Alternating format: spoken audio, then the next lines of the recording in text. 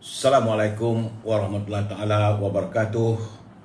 Salam pertemuan, salam pencerahan, salam di alam maya untuk teman-teman yang berkesempatan bersama dengan saya, Amir Hijaz. Saya doakan agar saudara semua sihat. Apa khabar saudara Abdul Hadi Sharif, saudara Hafiz Wan Basirun, saudara Mustafa Ilyas, begitu juga dengan saudara Anwar Jubin. Apa khabar saudara Puan Azrida Abdul Hamid, Fau GH, saudara Zamari Alsi, selamat malam, terima kasih. Puan Nur Akilah Hafiza, itu juga dengan Makjun Kuat Salasa. Saudara Abdul Hadi Sharif, apa khabar saudara? Puan Syah Marzuki, moga sihat walafiat. Yusupin Thomas Tan, saudara Makjun Kuat Salasa, masyur tak tahulah saya, tertanti-nanti rakyat ya. Puan Rosna, Hanif Ibrahim, Waalaikumsalam. Begitu juga dengan saudara Hamzah Hussein, saudara Abu Saha, Abu Samah, Waalaikumsalam. Salam dari Langkap, Pak Cu, apa khabar Pak Cu? Doa saya anda sihat walafiat. Apul, Syarizari, Joka. Begitu juga dengan saudara Paipon kontroversi lah tu. Kalau dia hadir kontroversi. Dan teman-teman yang tak sempat saya santuni satu persatu, saya mohon maaf. Akan saya cuba santuni usai pencerahan malam ini saudara ya. Baik, seperti biasa saya harus memberi laporan tentang kedudukan COVID-19 negara kini. Laporan COVID ini mesti saya lakukan selagi masih belum usai lagi. Kerana saudara, hari ini adalah merupakan hari yang ke-663. Belum ada tanda-tanda COVID-19 ini usai ya. Walaupun menurut laporan daripada sahabat kita saudara Rio daripada Universiti Melaya, ada pengurangan kerana hari ini hari Isnin tanggal 10 Januari ada susut ini laporan daripada Kementerian Kesihatan. Semalam jangkitan 2,888. Tapi hari ini susut sedikit lagi 2,641. Menjadikan jumlah terkumpul masih lagi di angka 2,788,860 warga kita yang telah pun dijangkiti oleh virus corona. Semalam saja kematiannya 23. Berdoalah kita saudara agar ini jangkitan virus corona ini terus susut ya. Saudara Mustafa Hibni daripada Sarawak. Saudara Mansur Arifin, saya sentiasa berdoa saudara agar kita dapat segeralah keluar daripada pandemik yang begini menggusarkan hati kita. Lepas satu negara kita ini diancam petaka. Dalam keadaan begini sekarang saudara, saya melihat bahawa untuk hari ini jumlah keseluruhan untuk bulan Januari pada setakat 10 Januari dengan 2,641 jangkitan, artinya bulan Januari jangkitan warga kita adalah sejumlah 30,774 orang. Itu yang saya dapat laporan. Terima kasih saudara Rio yang tidak henti menghantar kiriman kepada saya, beri gambaran. Jadi kepada saudara, saya mengharapkan agar saudara pastikan menjaga penjarakan sosial, jaga kebersihan, jaga keluarga kita saudara. Nampak gayanya kalau hujan dah mula berhenti ni, mungkinlah virus corona itu tidak akan merebak. Kalau ada hujan tu dia mudah merebak. Itu pesan saya kepada saudara, jaga kebersihan diri, jaga keluarga, jaga penjarakan sosial. Tak ada keperluan, tak adalah perlu untuk kita pergi ke tempat-tempat awam yang ramai orang saudara. Berhati-hatilah saudara. Samalah kita berdoa agar Allah SWT segera mengusaikan virus corona ini saudara. Baik, seperti biasa, minta izin sedikit untuk segmen e-commerce. Jadi kalau saudara yang mempunyai produk barang-barang yang mahu diwawarkan, hubungilah Al-Azhar di talian 011-330-41241. Juga saudara boleh memesan haruman Stangi Bakur. Dia macam kemian, bila dibakar dalam rumah tu semerbak harum baunya saudara. Boleh juga dibakar dalam bilik. Jadi bila kita bakar bakur ni, baunya seperti kita berada di Tanah Suci Mekah ataupun di Masjid Nabawi. Ingat saudara, kalau bilik kita, rumah kita wangi, itulah kegemaran para malaikat dan kebencian para syaitan. Sama dengan Azhar, jangan lupa boleh berhubung untuk memesan parfum daripada berdasarkan kepada parfum bermula dengan dia punya pati kayu gaharu. Saya itu Al-Khud, Arab panggil Khud. Saya gunakan jenama Amir Al-Khud, wangi dan tahan lama. Saudara boleh berhubung dengan Azhar untuk mendapatkan haruman parfum tersebut. Juga bolehlah juga berhubung dengannya untuk mendapat bekalan itu rendang tok, buah tangan ibunya bersama dengan baulu berdal orang Perak. Yuk, kalau saudara tak dapat dengan Azhar untuk membuat wawar produk saudara, bolehlah juga berhubung dengan Siti Fareha, iaitu di talian 017-711-4300. Kalau berhubung Siti Fareha, jangan lupa dendeng manis Siti Fareha. Sedap untuk makan, tak perlu lauk, just dendeng manis Siti Fareha. Begitu juga bagi saudara yang tinggal di sekitaran Lembah Kelang, bolehlah berhubung dengan Syauqi daripada syarikat Kizinis untuk mendapat bekalan buah-buahan yang padu saudara, manis dan grade-nya grade AAA, harga lebih murah daripada harga pasaran. Boleh hubungi saudara Syauqi di 012-357-5703 untuk mendapat bekalan buah-buahan sampai ke rumah saudara. Ini untuk saudara yang tinggal di Lembah Kelang saudara. Dan akhir sekali, jangan lupa saudara, Popiah Sirih Lady Maria.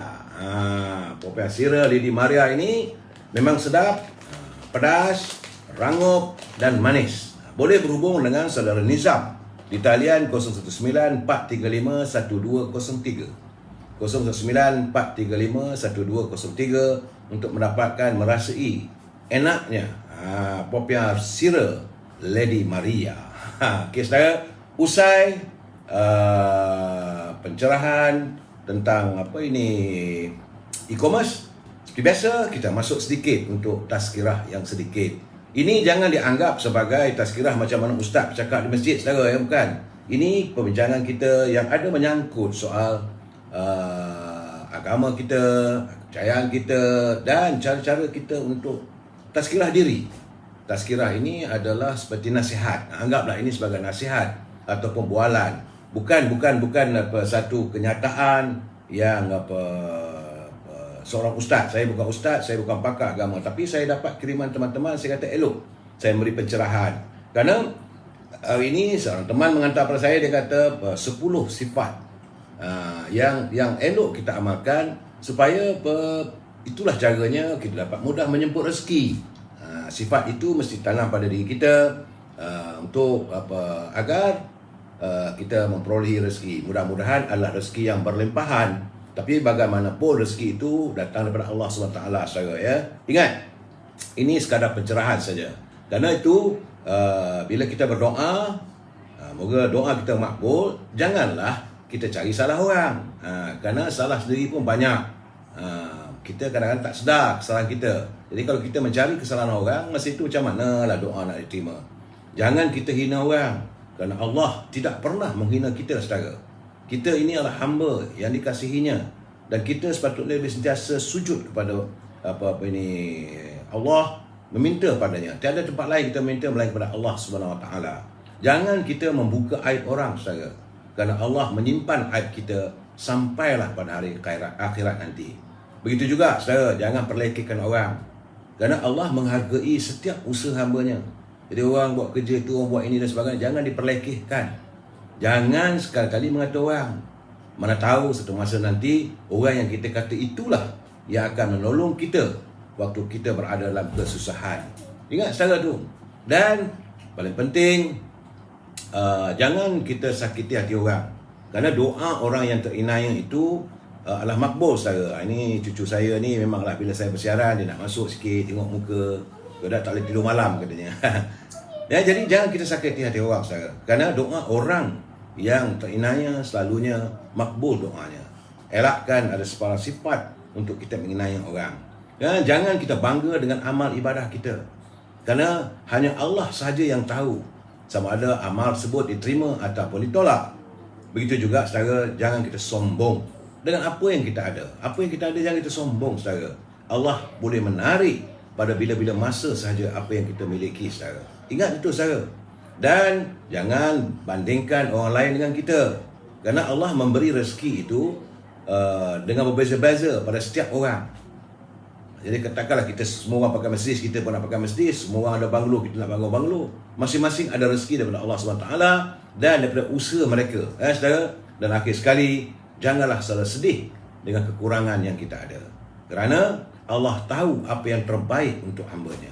Ini bagi saya, ini tazkirah. Ini jangan anggap sebagai macam mana dekat masjid, saudara, ya. Bukan. Sekadar kita berbicara, beri nasihat. Anggaplah ini sebagai nasihat, saudara. Baik, saudara. Saudara Zaid Mus, saudara Adiwa, Aisyah, Waalaikumsalam. Ini kita masuk segmen Mutiara Kata. Kerana kiriman sahabat saya selalu Hubil, dia kata jiwa yang tenang bermula hati yang tidak pernah membenci sesama insan. Jiwa yang tenang itu adalah bermula daripada hati yang tidak pernah membenci sesama insan.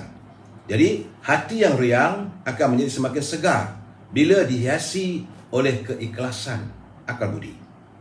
Ini saya harap eloklah kita amalkan. Kerana bila jiwa kita akan tenang, kalau hati kita tak pernah membenci, tak pernah merasa cemburu, tak pernah merasa sakit hati, kita boleh berbeza pandangan, kita boleh berbeza pendapat, tapi jangan sampai ke tahap membenci dan anda kalanya mengenai orang. Jangan, saudara.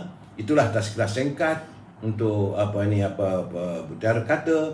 Terima kasih Cikgu Ibil, terima kasih pada teman-teman yang menghantar untuk bahan dari tazkirah pada hari ini. Baik, saudara. Seperti biasa, permulaan saya dengan salam impian moratorium dan RM10,000 kumpulan wang simpanan pekerja. Dapat tak dapat soal lain, saya harus menyuarakan. Itu kehendak warga dan itu juga menjadi harapan kita semua.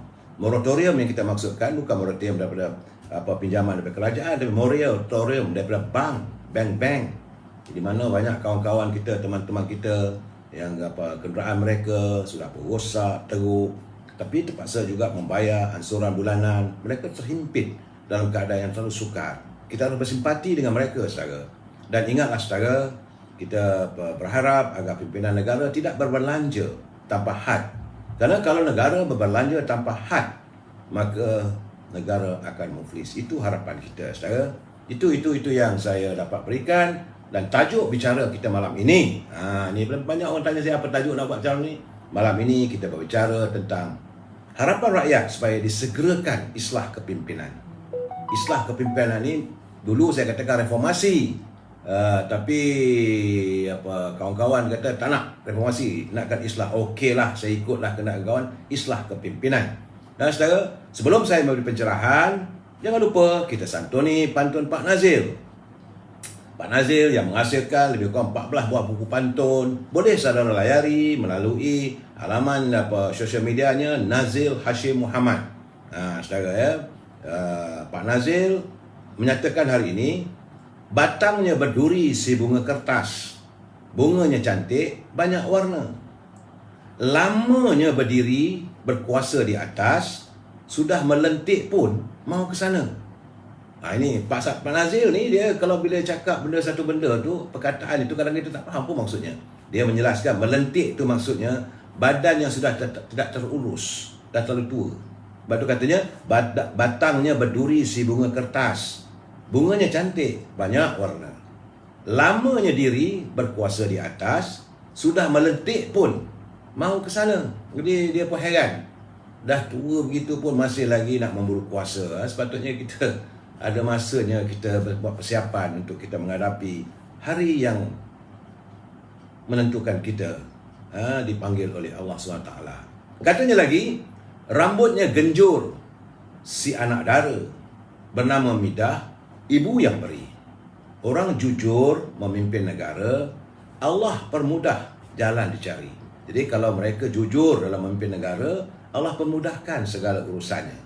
Terima kasih Pak Nazil atas kiriman pantun yang begitu berarti bagi kita.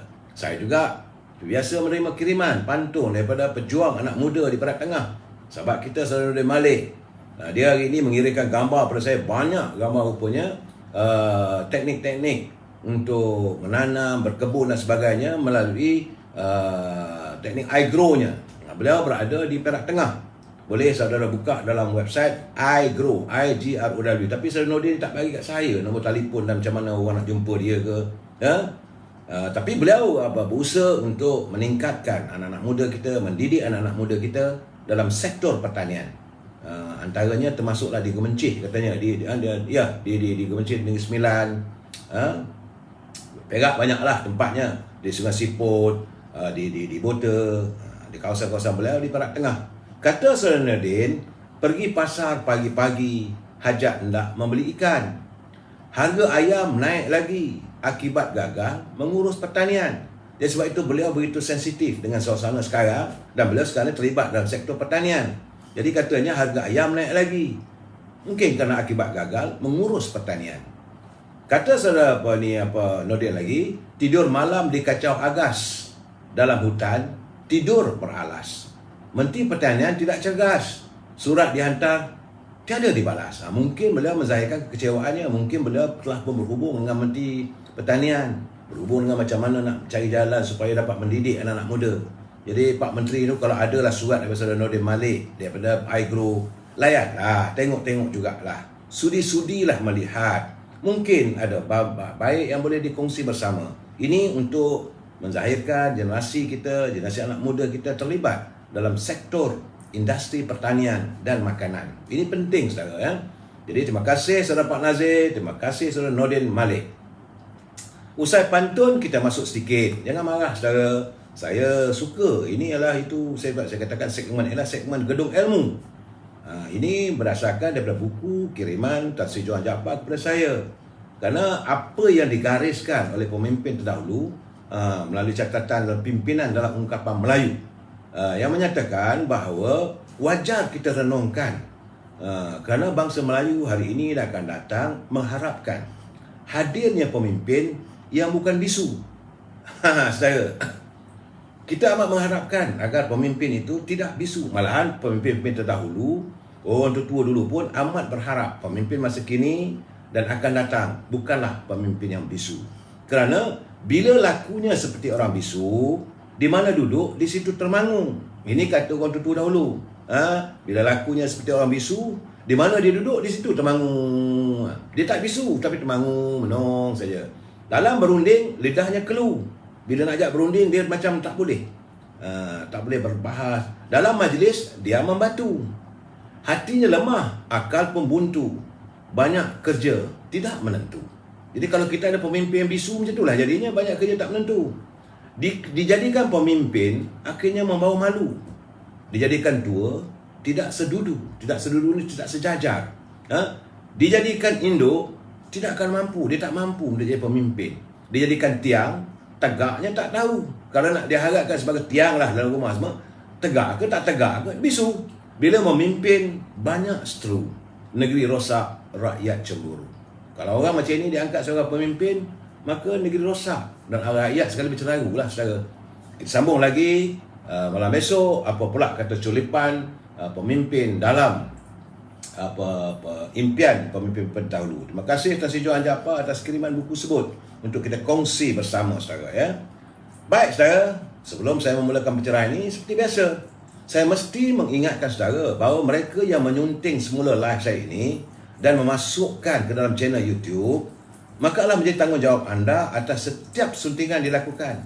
Saya tidak akan bertanggungjawab atas apa sahaja suntingan yang anda lakukan. Kerana saya tidak mampu untuk memantau.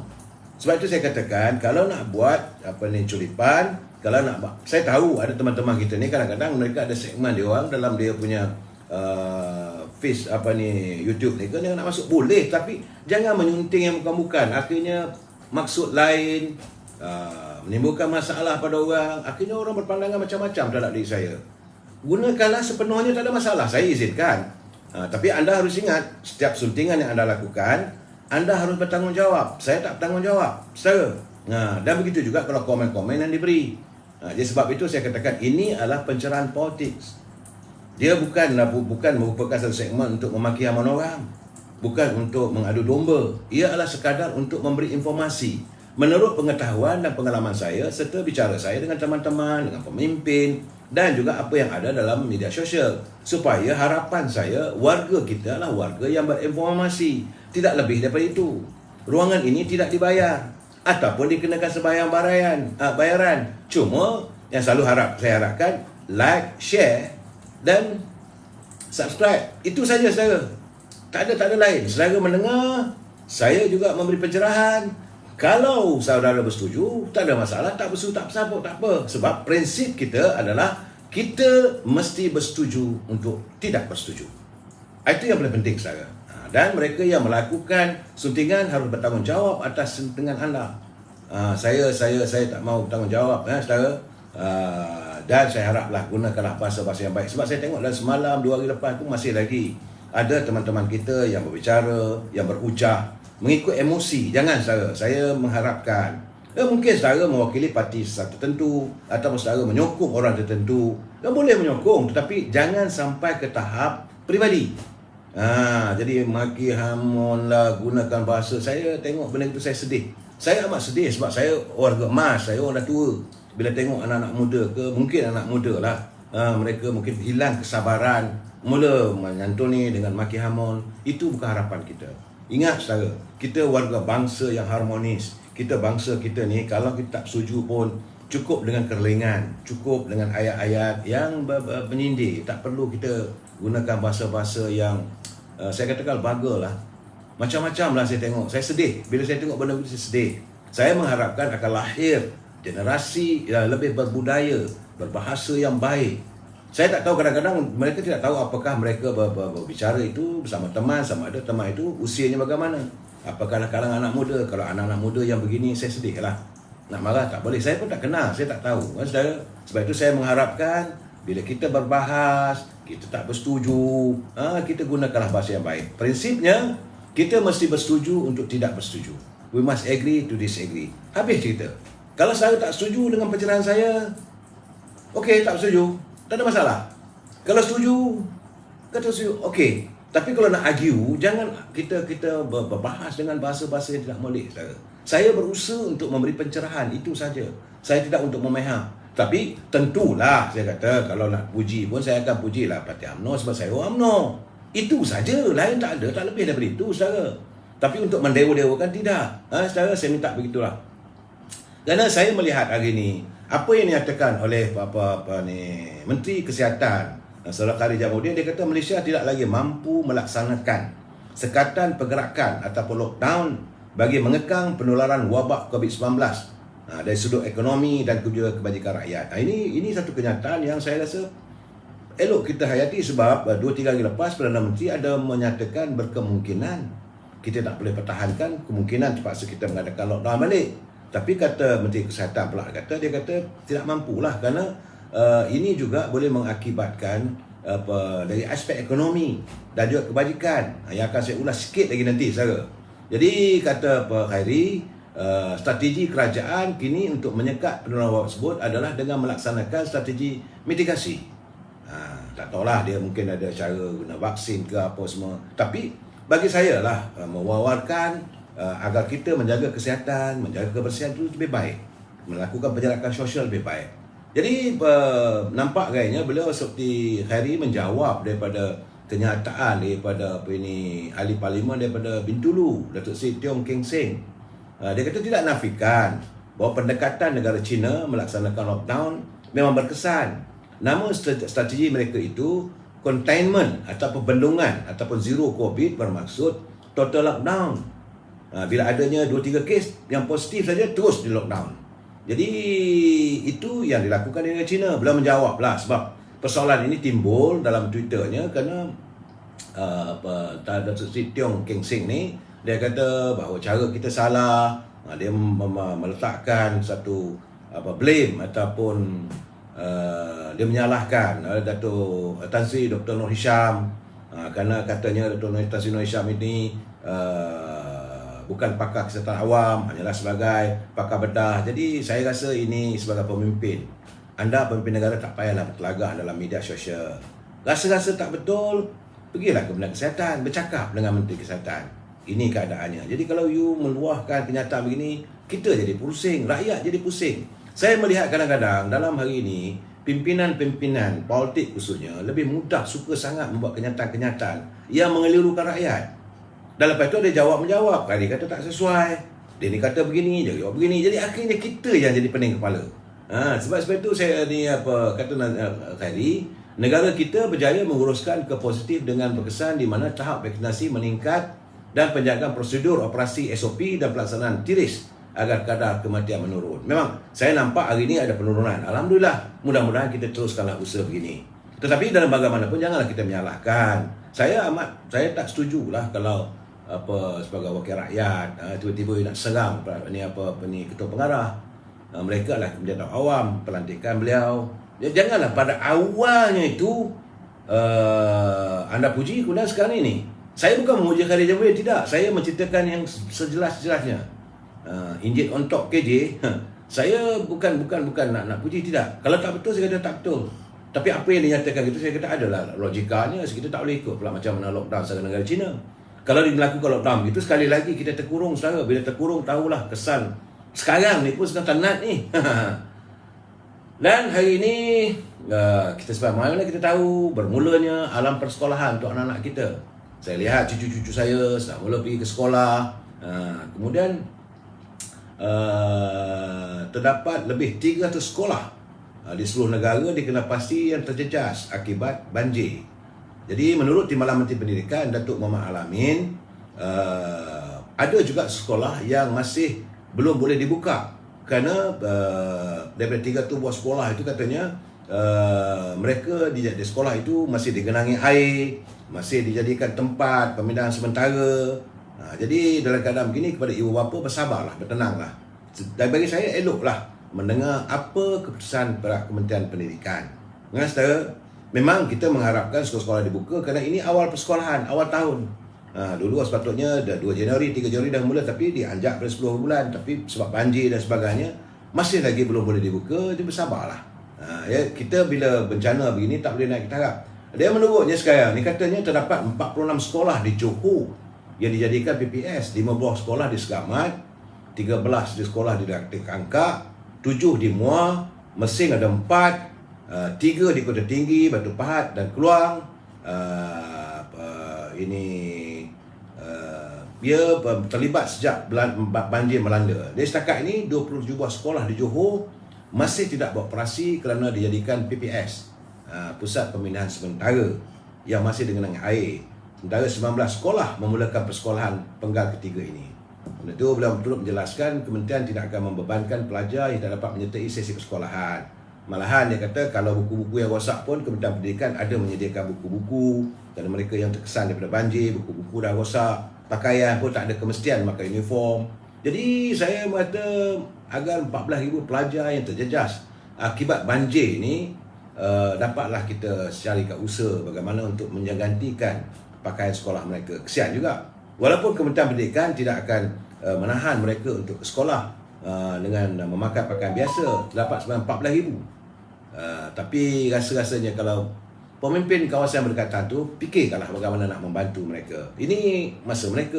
Sedara kesian juga anak-anak kita 14,000 rupanya tidak ada pakaian seragam.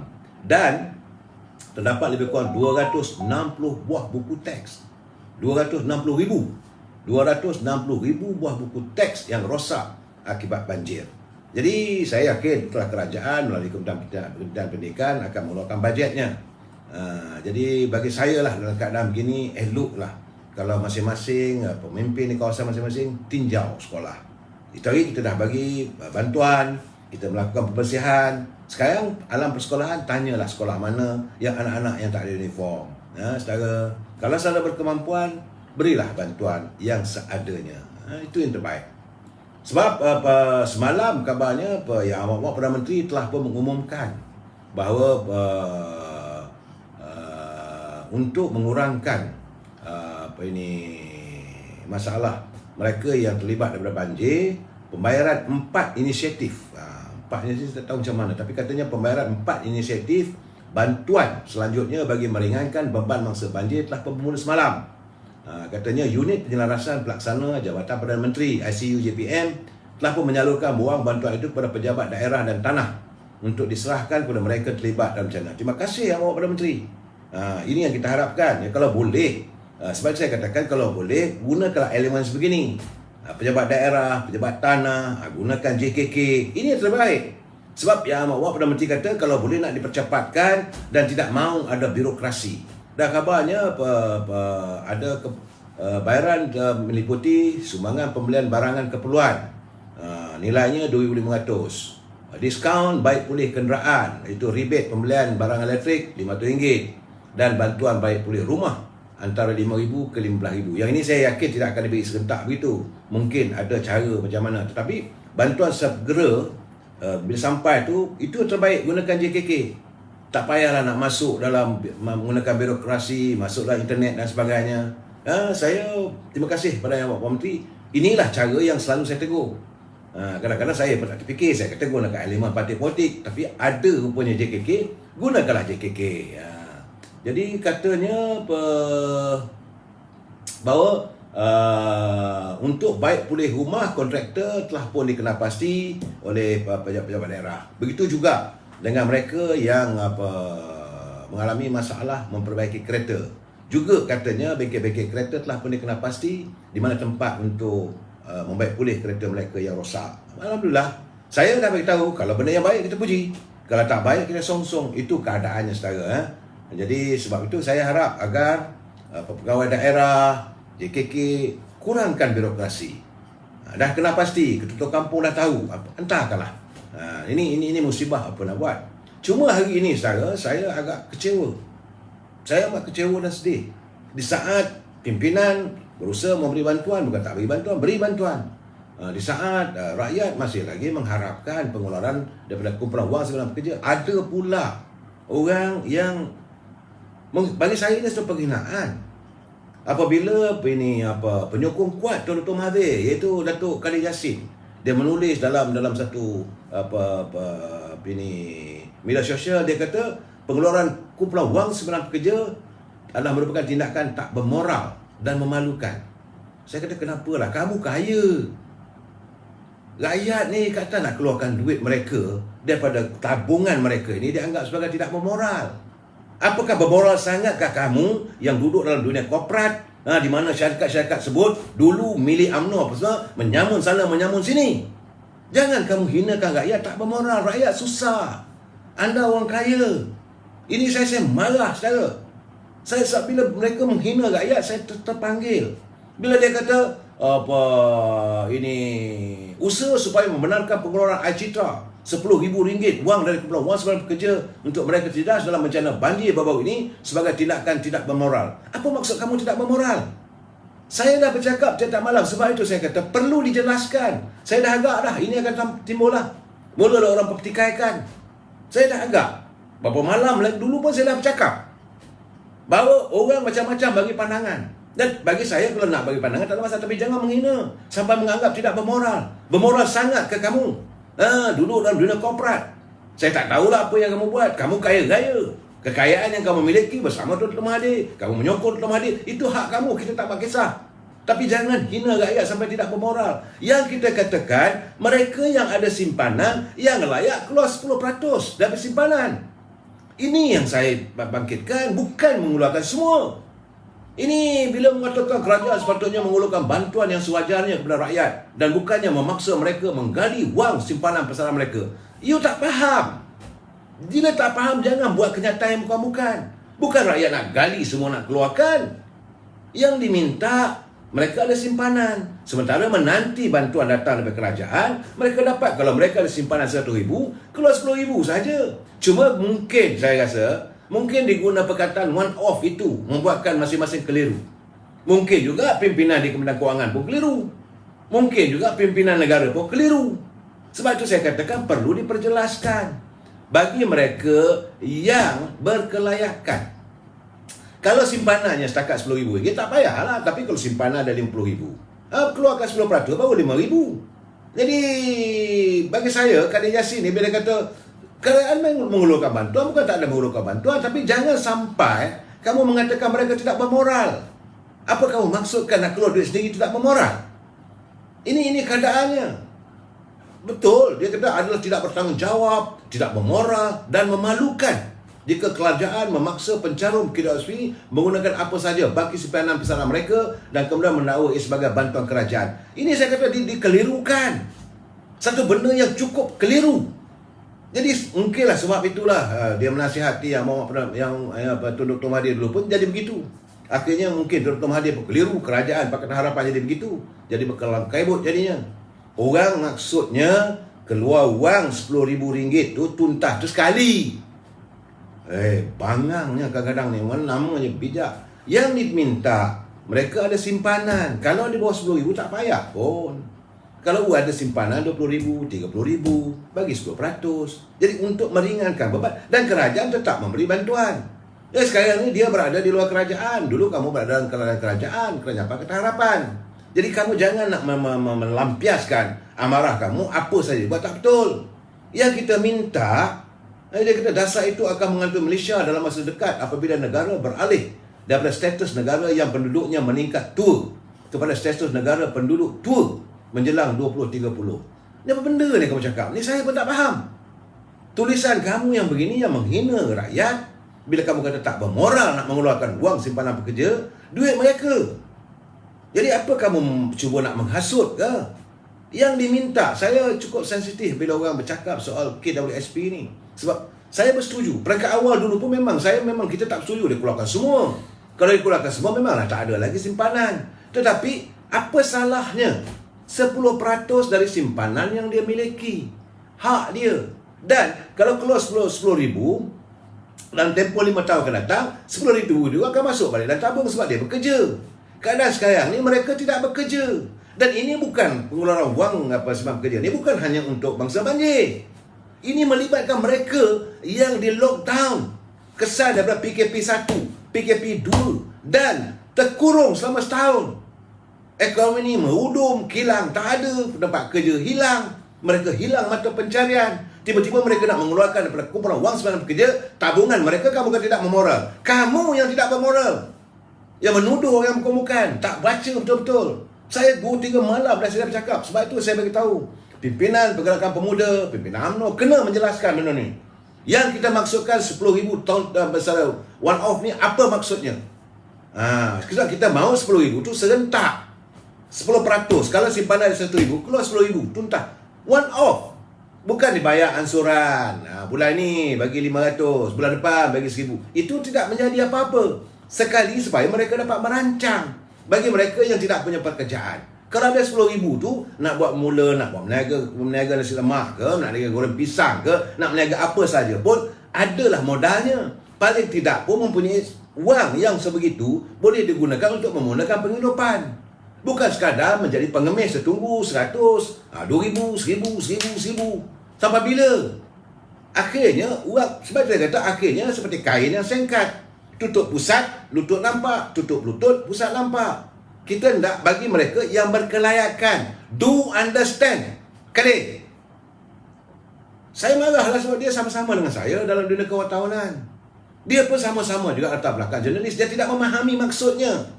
Orang kata keluar secara tuntas tu bukan semua pengeluarannya.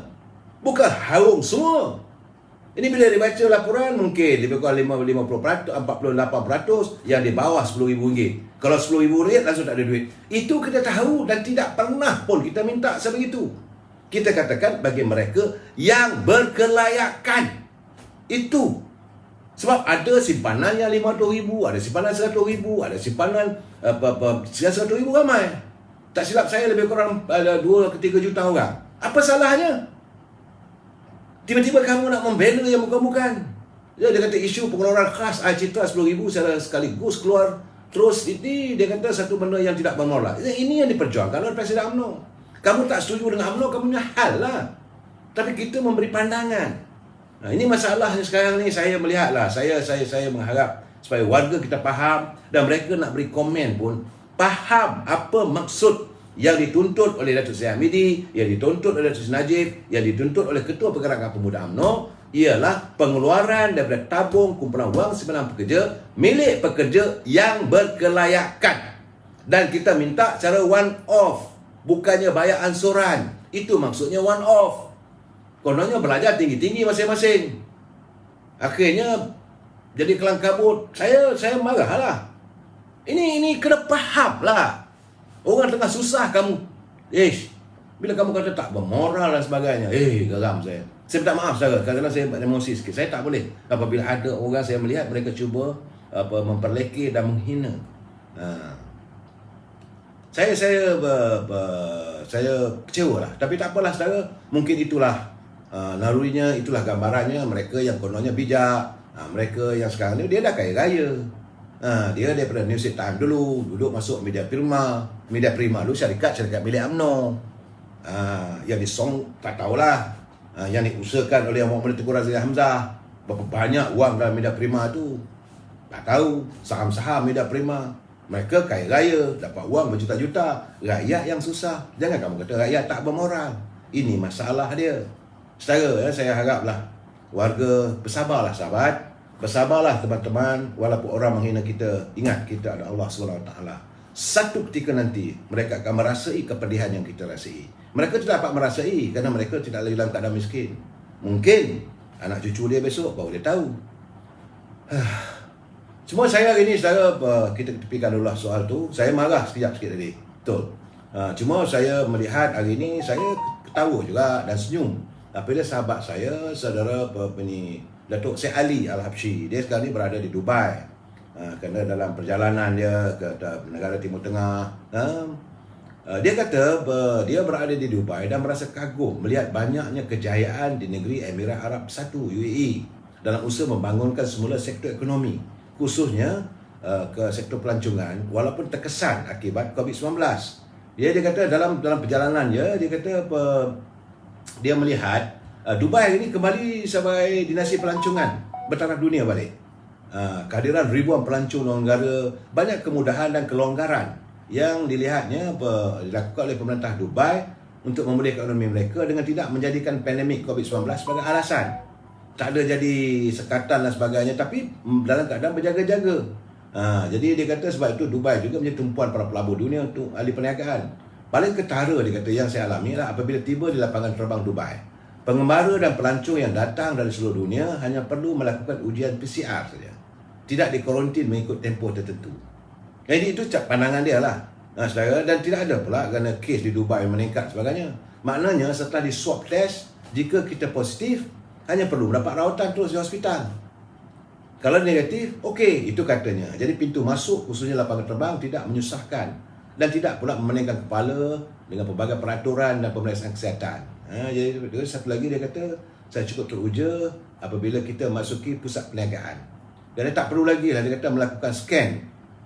Di Malaysia ni kita masuk kawasan pusat perniagaan sekali scan, masuk kedai ni scan, masuk kedai tu scan. Dia tak berhenti dengan scan. Tapi di Dubai sekali masuk pusat tu scan. Jadi kemudahan itu yang dia bagi contoh. Jadi pulanglah pada menteri kesihatan, apakah mau mengikut jejak macam mana dilakukan di Jujai. Kerana memanglah kita jangan sekali menjadikan wabak COVID-19 sebagai alasan. Kerana buat masa ni katanya di Dubai jumlah jangkitan kes harian berada antara 2,000 hingga 4,000 kes saja. Sama seperti negara kita. Mungkin dia kata Malaysia boleh mempelajari. Welcome to Dubai ya Habibi. Terima kasih Datuk Syed Ali. Mudah-mudahan perjalanan anda ke tanah suci Mekah dan juga ke bumi Anbiya itu diredai ya. Saya juga menerima catatan daripada sahabat saya Datuk Dr. Husyamuddin Yaakob. Dia mengetuai usaha untuk memerangi korupsi di negara kita ini. Katanya, dia kata dalam catatannya kerajaan patut dikuatkuasakan arahan untuk mewajibkan semua penjawat awam mengisytiharkan harta mereka setiap tahun. Dia kena ada forensic investigation ke atas money trail bagi yang amalkan gaya hidup terlebih mewah serta memiliki harta jauh dari kemampuan. Inilah juga cadangannya supaya dia kata kerana ramai juga keluarga penjawat awam yang ada kedudukan hidup di luar kemampuan jika diambil kira daripada gaji resmi mereka. Ini cadangan yang baik dan harus dipikirkanlah. Jadi semua kaki tangan awam isytiharkan harta dia. Jadi kalau itu agak mengurangkanlah elemen-elemen korupsi. Sebenarnya siang tadi saya secara berkesempatan makan tengah hari. Kawan lama saya sekarang dah jadi Timbalan Menteri. Lepas tu ada pula ketua bahagian. Telefon saya, kita ajak makan tengah hari. Okeylah, kami makan bersama. Dan sepanjang kami makan tengah hari itu, kami berbincang banyak isu yang kita bualkan menyentuh tentang masa depan politik negara, saudara. Walau sebagai Timbalan Menteri pun dia menyatakan bahawa tanya pada saya bila pilihan raya, saya kata you sebagai Timbalan Menteri saudara lebih tahu. Ketua bahagian pun kata begini, macam-macam lah. Tapi apa pun persoalan utamanya, kita melihat bahawa permasalahan sekarang sejauh mana penerimaan warga ataupun rakyat terhadap pimpinan negara masa kini. Dan hari ini negara kita berserabut dengan pelbagai isu, termasuklah persoalan yang terbaru, tentulah persoalan tarikh 24 Januari yang ditunggu-tunggu. Tarikh 24 Januari ini penting sebab itulah tarikhnya Mahkamah akan membuat keputusan sama ada Presiden UMNO mempunyai prima facie dalam kes tuduhannya, dan apakah pada tanggal 24 Januari itu merupakan tarikhnya Mahkamah Persekutuan bersetuju menerima kemasukan beberapa hujah baru dari kumpulan peguam Datuk Seri Najib. Saya merasakan kalau benda ini tidak terlaksana, mungkinlah, saya tak nak sebut apa semua, ini konteks pokok juga. Kalaulah dirasai bahawa mahkamah ni macam-macam hakim-hakim ni macam yang bermasalah, maka saya rasa saya bercakap tadi besar kemungkinan tak ada jalan lain lah mengadakan pilihan raya umum. Saya rasa tanggal 24 Januari tanggal yang penting dalam jeda waktu politik negara. Saya banyak kami bincang tadi tentang bagaimana. Semua saya mengulas balik, saya menjelaskan kepada mereka mengikut pengetahuan saya, pengalaman saya mengatakan bahawa sebenarnya sekarang ni rakyat sedang menuntut janji. Dan sekarang ni saya khawatir rakyat akan menyimpan dendam. Kerana ini sekadar mengimbau perjalanan kita, saudara. Ini untuk pengetahuan. Mungkin yang dah tahu, yang tak tahu sekadar pengetahuan. Ini pengetahuan am, saudara. Cuba kita mengimbau perjalanan negara usai PRU 14. Memang siapa pun tak dapat nafikan bahawa rakyat ketika itu begitu mengharapkan akan berlaku perubahan hala cara dan kepimpinan negara sejajar dengan impian membawa satu islah ataupun reform dalam kepimpinan. Jadi sebab itu waktu itu keberadaan Yang Hormat Tun Dr. Mahathir Mohamad walaupun dengan mempunyai 13 kursi parlimen saja sebagai pemimpin utama, kerana rakyat waktu itu merasakan pengalamannya mentadbir selama 22 tahun begitu diyakini, dan paling kesukaan rakyat melihat sudah ada bibit-bibit perdamaian. Sebab semua orang tahu antara Dr. Mahathir dengan Dr. Sri Anwar Ibrahim memang berbalah berpanjangan. Jadi bila melihat bahawa Dr. Mahathir bertanding di bawah tiket Parti Keadilan, di mana dia punya borang pencalonan itu, watikahnya datang ditandatangani oleh Dr. Wan Aizah. Jadi rakyat melihat okeylah, dah ada kelegaan lah, tak ada lagi kemelut nak bergaduh lagi berpanjangan antara Anwar Ibrahim dengan Dr. Mahathir. Ini merupakan kata bagi rakyat waktu merasakan ada satu cahaya baru dalam landscape politik negara. Tapi semua itu sekadar sebuah harapan yang palsu. Percaturan politik kita dapat melihat masih membara dalam kem yang waktu itu mentadbir negara, iaitu kem Pakatan Harapan di kalangan pimpinan PBM, PKR, DAP dan juga Amanah. Rupanya ada macam api dalam sekam. Akhirnya situasi tersebut mengundang amarah rakyat. Sebab rakyat melihat bagi undi pun masih lagi tak selesai. Kerana tambah-tambah lagi apabila janji sebelum menimpi mereka tidak mampu diterjemah. Bila mengatakan manifesto itu bukan kitab suci. Dan yang paling ketara sangat apabila anak-anak muda terasa bahawa mereka berada dalam situasi yang tidak menentu. Kerana mereka berhutang, yang berhutang dengan PT-PTM jadi kembang kempis lah perutnya. Menahan amarah bila ternyata janji menghapuskan hutang PT-PTN ini sekadar retorik tanpa noktah.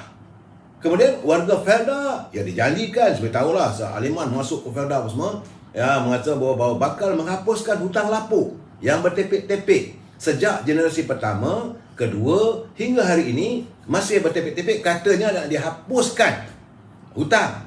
pun tidak terlaksana.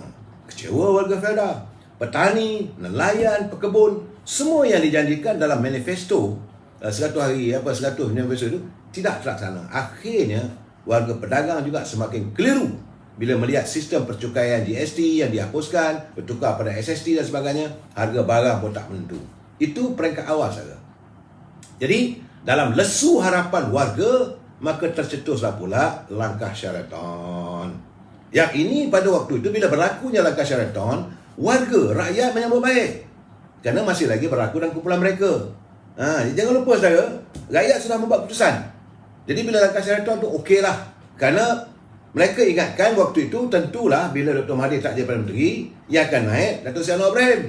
Rupanya Parti Keadilan tercampak ke longkang apabila Azmin Ali bersama dengan kumpulan dia membawa Gerombang masuk dalam Parti PPM dan membuat sokongan kepada Tan Sri Muhyiddin Yassin. Jadi ini tentulah meresahkan, menimbulkan satu dendam di kalangan warga keadilan. Kerana mereka rasa seolah-olah mereka dipermainkan oleh pimpinan waktu itu. Bagaimanapun, macam saya katakan, bagaimanapun harapan rakyat masih ada waktu itu. Apabila naik Tan Sri Muhyiddin, jadi abah kau, membuat pengumuman macam-macam. Kononnya nak untuk melakukan rangsangan ekonomi. Saudara, masih ada harapan dan rakyat menerima baik. Saya harus menceritakan perjalanan ini supaya kita faham. Bukan kita nak marah sembarangan, tidak. Jadi waktu itu ada rangsangan ekonomi, ada bantuan nak diberi. Cuma macam saya katakan saban malam dulu, cara penyampaian itu tak kesampaian, birokrasi wujud, nak gunakan internet apa semua. Akhirnya rakyat merasakan ini sekadar janji seribu mimpi. Untuk menjadi kerajaan, menjadi keadaan lebih gawat lagi saat kita diintai oleh maut kesan daripada COVID-19, diwujudkan pula PKP. PKP 1, PKP 2 yang membuatkan warga, rakyat terkurung. Apabila mereka terkurung, tak boleh melakukan rentah sempadan, rentah daerah, rentah negeri dan ekonomi. Bukan merudum saja, runtuh. Inilah yang membuatkan rakyat menzahirkan amarahnya yang teramat amat kepada Kerajaan Perikatan Nasional. Kerana mereka dah tak ada upaya. Sampai berlakunya kejadian bunuh diri, berlakunya naik bendera putih, nak cari makanan, nak makan pun dah tak ada waktu itu. Jangan salahkan rakyat kalau rakyat menzahirkan kebencian terhadap pemimpin politik. Kerana mereka terasa tertipu. Sebab jangan lupa saudara, rakyat mengundi keadilan. Waktu pilihan raya PRU 14, rakyat dah buat keputusan. Ini adalah satu merendam rakyat. Kami nak melihat perubahan. Okey. Dan kita warga UMNO pun terima, tak ada masalah. Sebab itu Datuk Seri Najib serahkan kuasa kepada Dr. Mahathir dengan cara yang baik, yang cukup berhemah. Tetapi malangnya rakyat dikecewakan. Dengan lepas berlaku langkah Sheraton, naik Tan Sri Muhyiddin. Saya tidak berhasrat untuk memaki hamun, tidak. Saya menceritakan. Jangan marah saudara. Pada awalnya orang terima baik, sayang orang, tetapi akhirnya kerana dah terbelit dalam keadaan situasi begitu dan dilihat kerajaan macam tak ada upaya, bila berlaku UMNO memang dari awal minta supaya ada pilihan raya. Maka susulan bila UMNO mengutarakan soal supaya diadakan segera pilihan raya inilah, maka ia disambut oleh rakyat dengan harapan sekali lagi.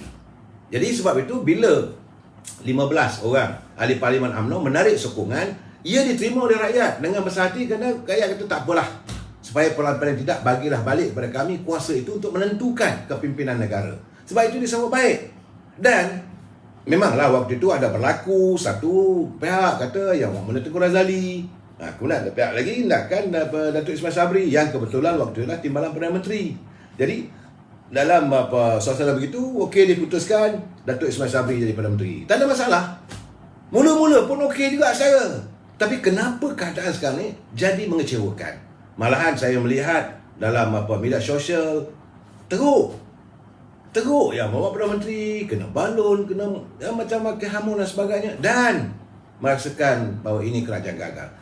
Faktanya adalah apabila ada sekumpulan ahli-ahli parlimen yang kononnya menjadi kumpulan penyokong Perdana Menteri memanggil satu sidang media berdiri teguh di belakang Perdana Menteri sehingga akhir Jeddah 2023. untuk kekal sebagai Perdana. Jadi ini yang membuatkan rakyat terasa. Ini yang saya jelaskan pada yang Timbalan Menteri tadi dengan Ketua Bahagian. Saya mengatakan rakyat rasa tertipu. Sebab kemenangan ini bukan kemenangan mutlak UMNO. Ini UMNO tidak ada kemenangan. UMNO hanya menempel. Saya dah bercakap dulu. Sebab itu Presiden UMNO Datuk Seri Zahid berkali-kali minta supaya segera diadakan pilihan raya umum. Nak pulangkan balik kuasa itu kepada rakyat. Jadi bila dilihat ini sidang media itu seolah-olah menggambarkan bahawa ini kerajaan rakyat yang pilih, yang meletakkan UMNO sebagai menerajui kerajaan hari ini. Itu salah. Jadi sebab itu rakyat marah. Sebab itu ini saudara Azmani Abadin macam mengatur diri. Saya tak ada mengatur sendiri, saya menceritakan, saya memberi pencerahan. Saya memberi pencerahan. Inilah realitinya. Jadi rakyat tak dapat menerima hakikat. Yang rakyat mahu diadakan pilihan raya. Dan saya yakin mereka tentulah akan memilih balik UMNO Barisan Nasional. Sebab sekarang ni saya melihat sebagaimana saya nyatakan bahawa apa sahaja yang ada dalam sekarang ni, rakyat seolah hilang kepercayaan kepada kepimpinan politik yang berada di anjung kuasa hari ini. Itu masalah. Sebab itu mereka memperlihatkan sikap mereka, contoh macam di Melaka. Di Melaka dia tolak, walaupun Pakatan Harapan bertanding, mereka tolak. Bulat-bulat mereka tolak Pakatan Harapan. Malahan warga pengundi daripada masyarakat Cina pun menolak DAP. Kenapa? Kerana mereka hilang keyakinan kepada Pakatan Harapan. Sebab diwawarkan Pakatan Harapan, kerajaan yang gagal. Kemudian waktu yang sama juga Perikatan Nasional mewawarkan Abakau. Pun lagi dia marah. Jadi akhirnya dalam amarah itulah rakyat Melaka memilih calon daripada UMNO Barisan Nasional. Tetapi saya nak bagi tahu, ini bukan berarti satu endorsement yang mutlak. Warga UMNO harus insaf diri. Sebab itu saya katakan Datuk Sulaiman Ali harus memperlihatkan bahawa kemampuan UMNO untuk mengembalikan semula aroma ekonomi yang makmur. Sebab janji kita, bila kestabilan politik berlaku, maka ekonomi dapat dijaga dengan baik. So Melaka akan menjadi sebagai tumpuan ataupun benchmark untuk rakyat melihat. Begitu juga bila berlaku pilihan raya di Sarawak, rakyat juga melihat. Datanglah Parti Keadilan, datang DAP, datanglah parti apa, dia tak nak.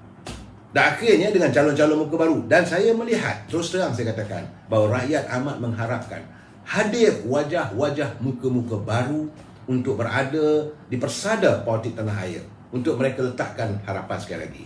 Di sinilah saya katakan bahawa untuk menghadapi pilihan raya umum ini, UMNO Barisan Nasional khususnya kena menyediakan pimpinan muka baru. Sebab itu saya menyatakan kepada Presiden, saya terus terang Presiden kena siap. Sebab keputusan pimpinan UMNO, Presiden meletakkan 84% muka baru dalam pilihan raya di Melaka, itu memberi satu nafas baru dan mendapat kemenangan yang baik. Dan ini perlu diteruskan. Tapi apabila melihat adanya keliling kelalang yang bersama dengan yang amat-amat Perdana Menteri, nak supaya pilihan raya biarlah sampai 2023, ini mengecilkan hati rakyat. Sebab mereka dah buat keputusan dulu. Dan seolah-olah ini kerajaan yang dipilih oleh rakyat. Ini bukan. Ini bukan kerajaan dipilih oleh rakyat dalam pilihan raya yang lalu. Dan dalam keadaan sekarang ini, sebab itu saya katakan terbaiknya, semalam selalu saya kata yang terbaiknya pulangkan balik. Kita adakan pilihan raya. Jangan risau, tak ada masalah. Cuma yang takut, yang khawatir untuk diadakan pilihan raya umum sekarang ini adalah mereka yang saya katakan muka comot. Mereka, sebab mereka merasakan bahawa mereka tidak ada tempat. Apabila saya yakin Presiden UMNO tentulah akan menurunkan muka baru. Jadi mereka tidak yakin bahawa mereka akan dicalonkan semula. Mungkin mereka tahu mereka ada kesalahan. Ya, saya bila salah berhujam, sebenarnya jangan bergaduh. Saya bagi pandangan begini. Saya katakan, dan tadi saya berbual tadi apa semua tu, kita mesti bersetuju untuk tak bersetuju lah saudara. Jangan nak makin amon, tak baik saudara. Saya katakan bahawa dalam keadaan sekarang ini, sebab itu orang keliling kelalang yang bersama dengan Perdana Menteri mahukan supaya dilanjutkan tempoh supaya Perdana Menteri kekal sampai 2023. Dan waktu itu juga sudah mahu mewujudkan peralihan kuasa dalam parti UMNO. Ini yang saya lihat bahawa mereka sudah hilang fokus. Dan mereka merasakan selagi Zaid Hamidi sebagai Perdana Presiden UMNO, maka selagi itulah mereka tidak lagi mempunyai peluang untuk bertanding semula. Kerana ketetapan daripada Presiden UMNO yang dipimpin oleh Datuk Zaid Hamidi adalah untuk meletakkan muka-muka baru. Inilah sebabnya sudah wujud usaha-usaha nak adakan pilihan parti lebih dulu daripada pilihan raya umum. Sedangkan kalau bila kita mengadakan pilihan raya parti, maka parti bertambah cengamuk. Sebab itu saya dah bagi tahu, jangan lupa saya ingat seminggu dua dulu pun saya kata, apabila baca lagunya dalam UMNO ini, yang ketawa besar Datuk Seri Anwar Ibrahim. Kam. Rakyat akan beralih balik. Saudara jangan lupa. Saya heran mereka sebagai pengamal politik, mereka sebagai penganalisa politik, lupa kepada sejarah silam. Bagaimana UMNO Barisan Nasional ditumbangkan. UMNO Barisan Nasional ditumbangkan bukan oleh Kerajaan Pakatan Harapan, bukan oleh gerombolan Pakatan Harapan. Ia ditumbangkan oleh Parti Keadilan, yang waktu itu dipimpin bersama oleh Dr. Mahathir dan Dr. Siti Wan Aizah. Dan kali ini keadilan, seandainya keadilan bertanding secara solo, saya rasa tough juga untuk kita. Berat saya cakap terus terang. Kalaulah UMNO menurunkan muka-muka yang lama, waktu itu saya rasa beratlah. Dan kita akan berada dalam suasana yang sama juga apabila kerajaan yang gapuh yang tak boleh dibentuk hari ini. Inilah kita alami sekarang bila UMNO hanya sekadar menempel. Keberadaan Yang Berhormat Datuk Seri Ismail Sabri hanya sekadar menumpang. Kerana dengan 42 kerusi, apa boleh buat sangat? Tapi kalaulah dominannya itu UMNO Barisan Nasional, mudah segala keputusan dibuat. Jadi sekarang ni nak buat keputusan bukan satu keputusan yang nyata. Begitu juga kalaulah dulu dengan Pakatan Harapan, keputusan Dr. Mahathir tak boleh buat keputusan yang nyata sebab dia cuma 13 kursi. Apa kata DAP, apa kata Amanah, apa kata PKR. Dan saya melihat untuk ini yang terbaik. Saya harap Yang Berhormat Perdana Menteri berlapang dada, duduk bincang dengan Presiden UMNO. Okey, lepas musim banjir ini dah selesai, laksanakanlah. Kita adakan pemilihan parti. Jangan risau. Saya yakin, tadi pun saya berbual dengan Timbalan Menteri Betul Bahagian. Mereka mengatakan bahawa betul, mereka tak dengar pula Datuk Zaid Hamidi nak jadi Perdana Menteri. So kalau bini Datuk Ismail Sabri yakin bahawa beliau diterima oleh rakyat, terus adakan pilihan raya, terus. Nah, ini keadaannya. Saya berharaplah supaya kita lebih berlapang dada memikirkan, jangan lupa kita faham dan melihat sejarah perjalanan politik dalam tempoh 4 tahun, 3-4 tahun ini. Teruk sangatlah negara kita ini saudara. Kita bermasalah dengan masalah krisis dalam soal pandemik, COVID. Kita berkrisis dalam politik, kita berkrisis dalam kepimpinan, dan paling penting sekarang ni, kita krisis dalam ekonomi yang tidak menentu. Kasihanilah rakyat, dan kepada mereka yang berada di anjing kuasa, mereka yang kaya raya, jangan sekali-kali anda menghina rakyat. Jangan sampai macam Kadir Jassin mengeluarkan kenyataan orang nak keluar duit daripada Peluang Semua Bekerja sebagai tindakan tidak bermoral. Ingat saudara, kata-kata itu pedih di dada. Anda tidak terasa. Kami di peringkat akar umbi, kami warga Marhain ini terasa bila dituduh sebagai tidak bermoral hanya untuk mengeluarkan wang kami sendiri. Jadi kita jumpa lagi malam esok. Wabillahi taufiq wal hidayah. Assalamualaikum warahmatullahi wabarakatuh. Selamat malam.